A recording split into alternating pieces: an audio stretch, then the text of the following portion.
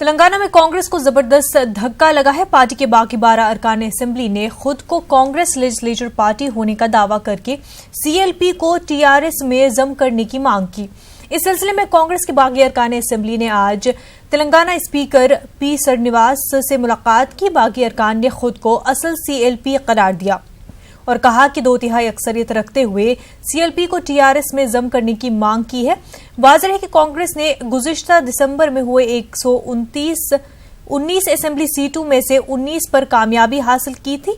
उत्तम कुमार रेड्डी के रुकने असेंबली से इस्तीफा देने के बाद दे दिया है। कांग्रेस के अब ऐवान में सिर्फ 6 रुकन हो गए हैं और वो अपोजिशन लीडर के ओहदे से महरूम हो सकती है। असेंबली इलेक्शन में टीआरएस के 88 अरकान मुंतखब हुए थे। कांग्रेस और दीगर पार्टियों के लीडर टीआरएस में शामिल हुए हैं।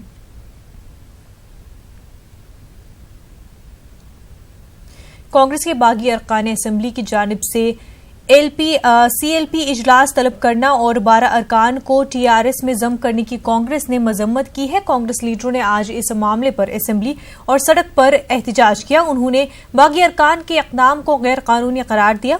उत्तम कुमार रेड्डी ने कहा कि बागी को सीएलपी इजलास बगैर पार्टी सदर की इजाजत के तलब करने का हक नहीं है।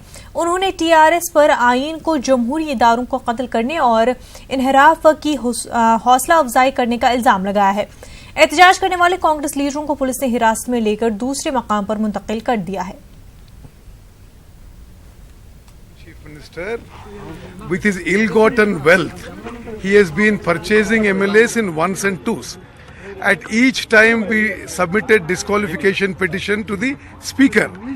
Each of them should have been disqualified at that point of time only. Either KC or his son were putting the party kandwa and making them join the party, and these people were announcing we are joining TRS party. They should have been disqualified then itself. They kept it pending. The speaker kept the disqualification petitions with himself, and then they have purchased total of 12 MLAs. And today they are a group, they are saying they held a CLP meeting. They cannot hold a CLP meeting. They cannot hold a CLP meeting without my permission as party president. This is completely illegal. They are killing the constitution. What is the minor thing?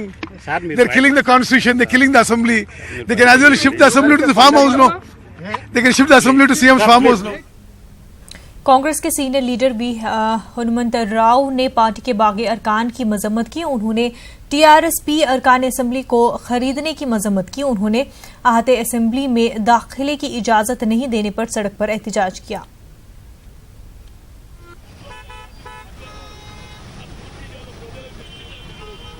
आज हमारे MLA को जैसा बकरे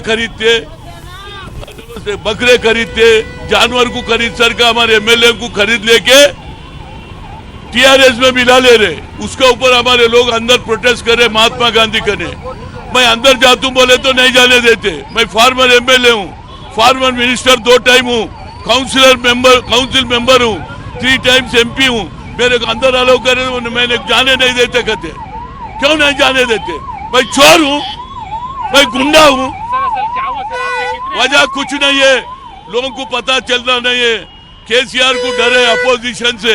opposition कभी न कभी उसकी सरकार गिराते बोल के ये सब ड्रामा कर रहा।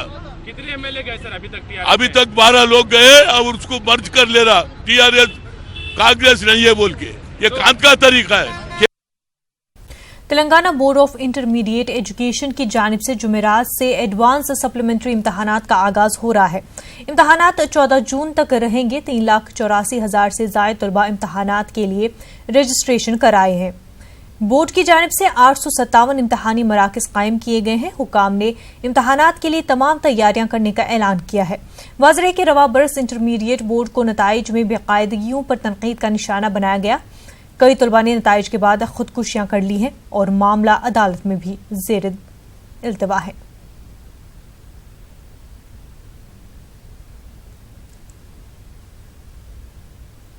इंटरमीडिएट इम्तहानात के नताइज में हुई बेकायदगियों को अवाम अभी भूल भी नहीं पाई है कि Telangana board of intermediate education फिर एक बार मीडिया की सुर्खियों में आ गया है।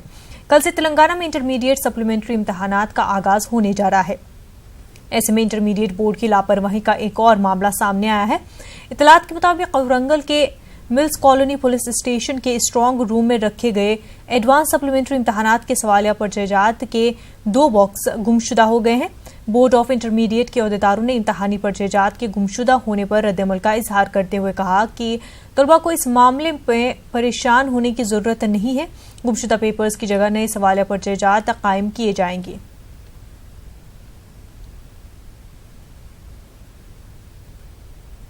तेलंगाना इंटरमीडिएट बोर्ड की लापरवाही का एक और मामला मंजर आम पर आया है। जिला जगतियाल के इब्राहिमपट्टनम मूजा से ताल्लुक रखने वाले विनोद को बोर्ड ऑफ इंटरमीडिएट की जानिब से 2 हॉल टिकट्स अलग अलग इम्तहानी मराकज के पते से साथ जारी किए गए हैं। जिला जगतियाल के एक तालिब इल्म का सप्लीमेंट्री इम्तहान 12 जून को है। तालिब परेशान है कि वो एक वक्त में एक ही दिन 2 इम्तहानी मराकज पर किस तरह इम्तहान में शिरकत करें। తారీఖున కెమిస్ట్రీ ఎగ్జామ్ ఉంది, దానికి 2 హాల్ టికెట్లు వచ్చాయి. దానికి రెండు రావడం వలన కన్ఫ్యూజ్గా ఉంది, ఎక్కడ రాయాలో అర్థం కావట్లేదు। तेलंगाना इंटरमीडिएट बोर्ड के नताइज में बेकायदगियों के खिलाफ दाखिल की गई अर्जी पर तेलंगाना हाई कोर्ट में समाअत हुई। अदालत ने 10 जून को खुदकुशियां किए हुए तलबा के जवाबी पर्चे दाखिल करने की बोर्ड को हिदायत दी है। యాజ్ పర్ కోర్టు ఆర్డర్ ప్రకారం జరగలేదని మేము మా వాదన కోర్టులో వినిపించడం జరిగింది।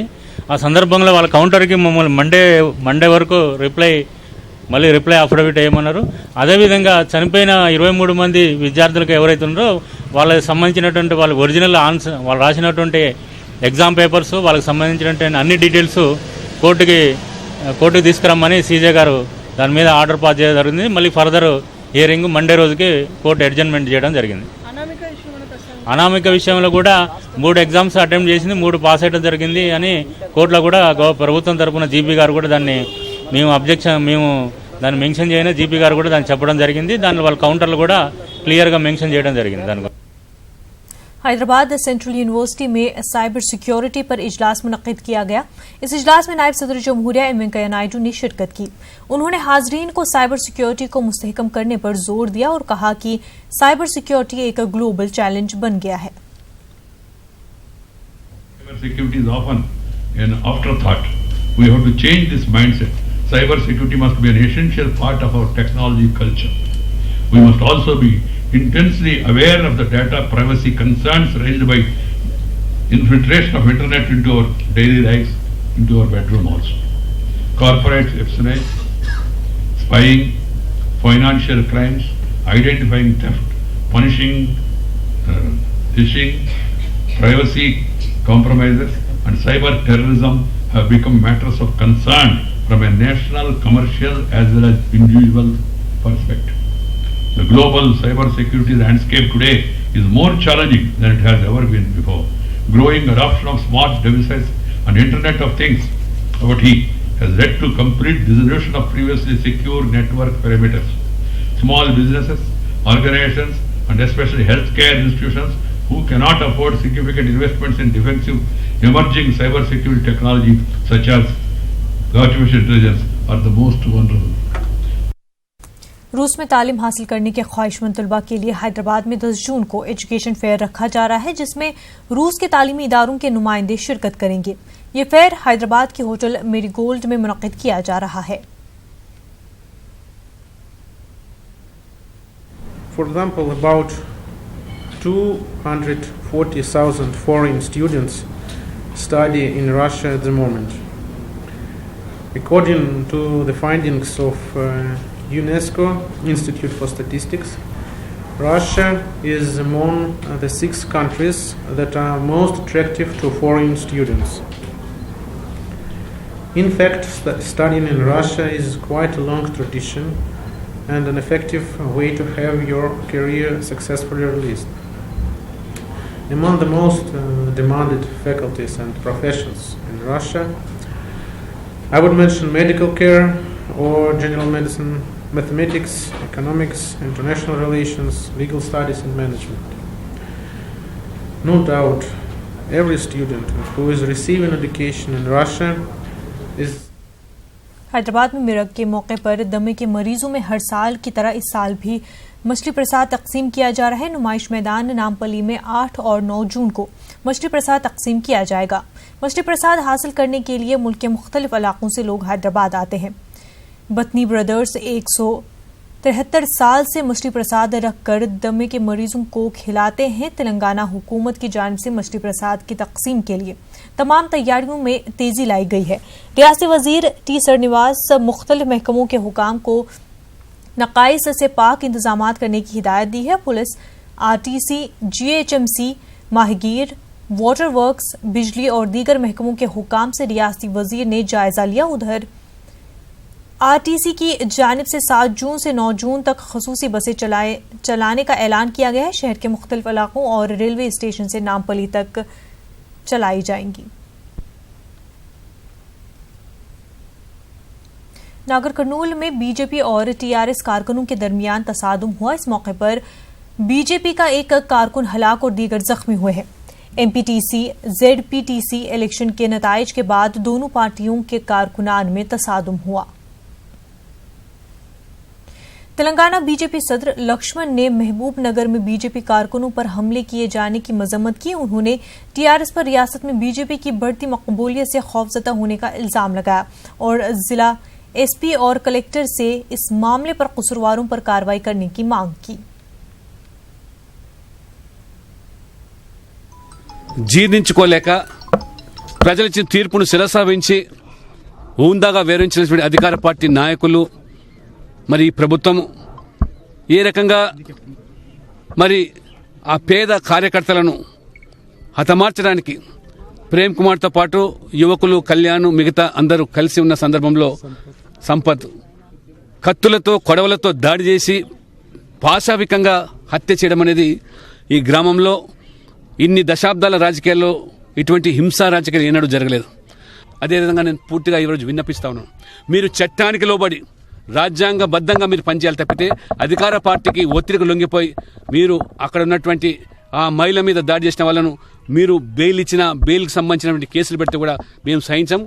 భారతీయ జనతా పార్టీ ఈ హింసా రాజకీయాలకు స్వస్తి పలకడానికి ప్రజలందరూ కూడా ఏకం చేస్తాం. ఆ రకంగా ప్రజాస్వామ్యంగానే ఈ ప్రభుత్వం మీద मरकजी ममलिकती वजीर दाखिला के ओहदे की जिम्मेदारी संभालने के बाद पहली मरतबा जी किशन रेड्डी 7 जून को हैदराबाद आएंगे। किशन रेड्डी अपनी इस नई जिम्मेदारी को संभालने के बाद पहली मरतबा हैदराबाद आ रहे हैं। 7 जून को शाम 4 बजे वो खसूसी तैयारी के जरिए हैदराबाद के बेगमपेट और एयरपोर्ट पहुंचेंगे, जहां बीजेपी के लीडरान की जानिब से किशन रेड्डी का शानदार इस्तकबाल किया जाएगा। बेगमपेट एयरपोर्ट से पार्टी दफ्तर तक एक बड़ी रैली भी निकाली जाएगी। आंध्र प्रदेश के वजीर आला वाईएस जगनमोहन रेड्डी ने किसानों से किए गए इंतखाबी वादे को पूरा करने का ऐलान किया। जगनमोहन रेड्डी ने 15 अक्टूबर से रेतु भरोसा प्रोग्राम शुरू करने का ऐलान किया है। इस स्कीम के तहत किसानों को 4 साल के लिए हर साल 12,500 रुपए सरमायाकारी के लिए दिए जाएंगे। जगनमोहन रेड्डी ने साबिक तेलुगुदेशम हुकूमत की जानिब से फरवरी 2019 में शुरू किए गए अन्नदाता सूखी भावा स्कीम को मनसूख कर दिया। वाईएसआरसीपी हुकूमत मार्केट एस्टैब्लिशन फीड 3,000 करोड़ किसानों के लिए बजट मुख्तस करेगी।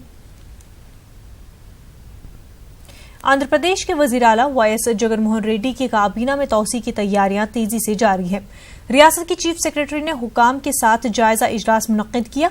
इस इजलास में डीजीपी गौतम, इंटेलिजेंस डीजी और दीगर महकमों ने हुकाम ने शिरकत की और काबीना में तौसी की तैयारियों का जायजा लिया।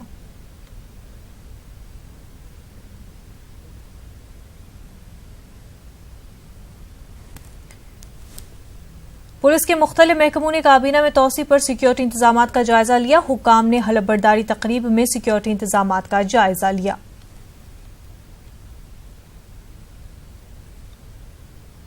Roughly they have told that 5,000 to 6,000 people may come to see this function. For that we are making bandobast and almost 1,500 to 2,000 force we are drawing. And in that large number of senior officers, DSP, CIs, SIs are also being drawn. Andhra Pradesh के वजीर आला YS Jaganmohan Reddy के camp office पर assistant professor उम्मीदवारों ने एहतजाज किया। उन्होंने रियासत की 14 यूनिवर्सिटियों में असिस्टेंट प्रोफेसर्स की तकर्री में तेजी लाने की मांग की। उनके अलावा दोपहर का खाना तैयार करने वाले मुलाजमीन और दीगर अफराद ने कैंप ऑफिस पर एहतजाज दर्ज करवाया और अपने मसाइल हल करने की सीएम से मांग की। आंध्र प्रदेश के वजीर आला जगन मोहन रेड्डी ने उनकी पार्टी वाईएसआर कांग्रेस की कामयाबी के लिए सोशल मीडिया पर सरगर्म अफराद से इजहार तशक्कुर किया है। इस खुसूस में जगन ने ट्वीट करते हुए कहा कि रियासत की जिम्मेदारी संभालने के बाद वो बिलखसूस सोशल मीडिया पर सरगर्म अफराद से इजहार तशक्कुर करते हैं।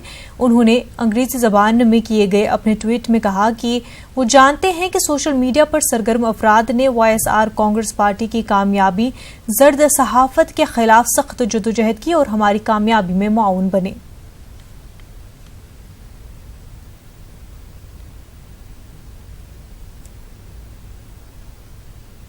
आंध्र प्रदेश की एक लड़की ने नीट इम्तिहान में 16वां रैंक हासिल करके अपने खानदान की 3 नस्लों के ख्वाब को पायतकमील तक पहुंचाया है। कड़पा से ताल्लुक रखने वाली इसरा कुरैशी ने नीट इम्तिहान में 720 में से 690 नंबरात हासिल करके मुल्क के अहम मेडिकल कॉलेजों में से किसी एक में दाखिले को यकीनी बना लिया। इसरा मुल्क के खवातीन टॉपर्स में तीसरे मकाम पर हैं। इसरा के वालिद छोटे ताजिर हैं।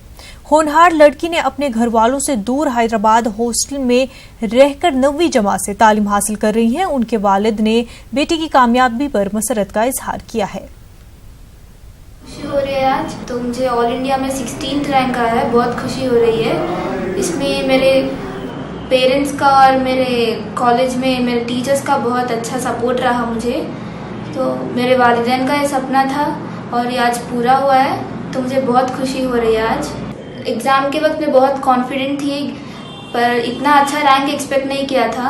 अल्लाह ने मेरी दुआ कबूल की और मुझे और बेहतर रैंक दिलवाया। इसमें मेरे पेरेंट्स का बहुत सपोर्ट रहा है। मैं कड़पा से हूँ, पर मुझे हैदराबाद में पढ़ना था और मेरे पेरेंट्स ने बहुत सपोर्ट किया बाहर पढ़ने। बहुत अल्लाह के फजल से बहुत खुशी हो रही है जो है हमारी लड़की का नीट में जो सक्सेस और 16th रैंक ऑल इंडिया का, और ओबीसी कैटेगरी में 2nd रैंक है और साउथ इंडिया में जो है 2nd है और एपी स्टेट में 1st रैंक है। मैं ये कहूँगा कि लड़का हो या लड़की, बच्चों को जो है अब इस वक्त हमें हमारे कौम के बच्चों को इल्म पे ज़्यादा तवज्जो दिलानी चाहिए। और जैसे हालात अभी आ रहे हैं तो हमें इस हालात से अगरचे झेलना है तो बच्चे इल्म याफ्ता होनी चाहिए और हर शोबे में, हर मुनासिब शोबे में बच्चों को जो है इल्म। आंध्र प्रदेश के मुख्तलिफ इलाकों में आज अचानक बारिश हुई जिससे लोगों को गर्मी से राहत मिली। वहीं दरख्त उखड़ने और पानी जमा होने से अवाम को मुश्किलात पेश आई। इंडियन ऑयल कॉरपोरेशन की जानिब से अपने सार्फिन के लिए मुख्तलिफ इनामात का ऐलान किया है। बाइक में 300 रुपये और कार में 1000 रुपये का फ्यूल डालने पर ड्रॉ के जरिए लाखों रुपए के इनामात का ऐलान किया गया है। ये स्कीम आंध्र प्रदेश में क्रिकेट वर्ल्ड कप फाइनल के दिन तक जारी रहेगी। ఇవాళ క్రికెట్ కార్నివాల్ అనే ఫంక్షన్, ఈ ప్రోగ్రామ్ని మనం మొత్తం 27,000 పెట్రోల్ పంపుల్లోని ఇవాళ 30వ తేదీ మే మనం స్టార్ట్ చేసి 14 జూలై వరకు ఈ ప్రోగ్రామ్ రన్ అవుతుంది. ఈ క్రికెట్, ఈ వరల్డ్ కప్లో ఆ ఫీవరు, ఆ ఎంతూజియామ్ని క్యాచ్ చేయడం కోసం ఈ క్రికెట్ కార్నివాల్ అన్నది పెట్టాము. ఈ కార్నివాల్లో పాల్గొనేవాలంటే ప్రతి కస్టమర్ ఎవరైనా ఇండియన్ ఆయిల్ కార్పొరేషన్లోకి వచ్చి 4 వీలర్ డ్రైవర్ అయితే 1000 రూపాయలు, 2 వీలర్ 3 వీలర్ అయితే 300 రూపాయలు కానీ ఖర్చు చేస్తే ఆయనకి ఒక SMS ద్వారా ఈ కాంపిటీషన్లో పాల్గొనే అవకాశం వస్తుంది. 14వ తేదీ జూలైన మనం ఒక కాంపిటీషన్కి ఒక కంప్యూటర్ ద్వారా విన్నర్ని సెలెక్ట్ చేసి 12 లక్షల విలువ గల కార్ని, అది కాకుండా వేలాది సంఖ్యలో ఉన్న గిఫ్ట్ని కస్టమర్స్ పొందుతారు.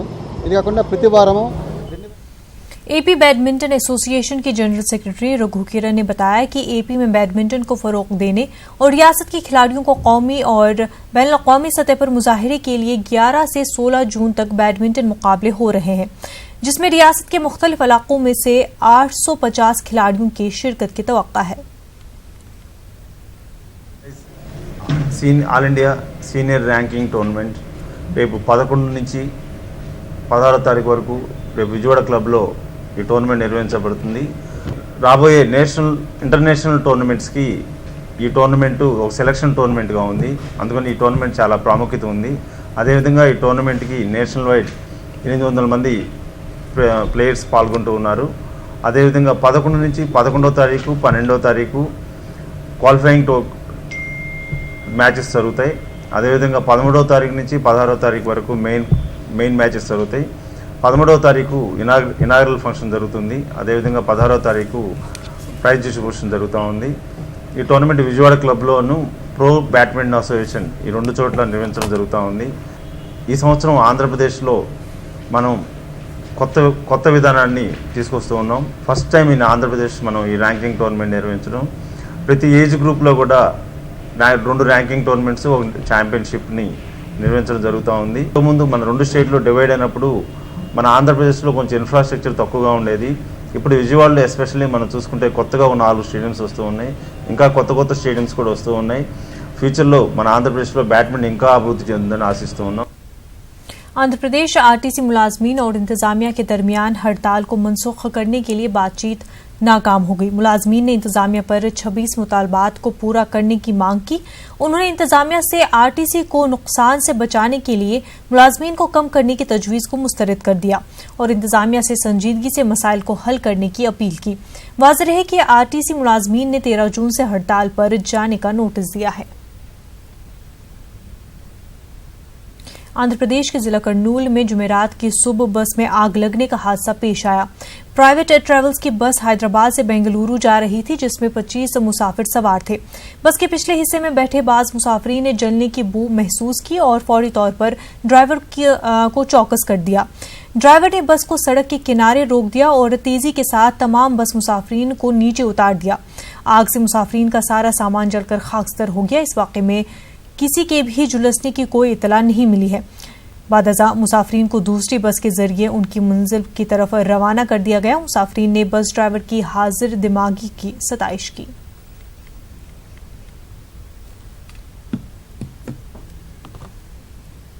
खास बात में फिलहाल इतना ही। आदाब।